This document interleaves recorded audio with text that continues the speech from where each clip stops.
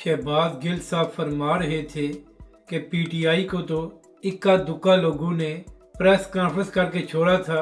यहाँ पर तो तहरीक लब्बई के जनूबी पंजाब के तमाम टिकट होल्डर्स ने एक साथ ही तहरीक लब्बई को अलविदा कह दिया है। तो शहबाज गिल साहब बताना ये है कि इमरान खान साहब और पीटीआई को इतने लोगों ने छोड़ा था कि एक अलहदा जमात बन गई थी और इसके साथ साथ इमरान खान साहब को बैरिस्टर गौहर को चेयरमैन बनाना पड़ा, जो एक साल पहले पीपल्स पार्टी छोड़कर पीटीआई में शामिल हुए थे।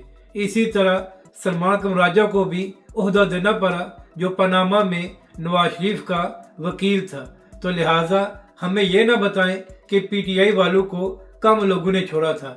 इमरान खान साहब को तो उन लोगों ने भी छोड़ दिया था जो इमरान खान साहब के करीब तरीन लोग थे, जिनमें फवाद चौधरी, इमरान इस्माइल और दीगर लोग शामिल हैं। तो लिहाजा तहरीक लब्बई के हवाले से बात करने से पहले अपने गिरबान में जाके और फिर बताएं कितने वफाकी वज़रा और कितने वज़रा आला ने इमरान खान साहब और पीटीआई का साथ छोड़ा था।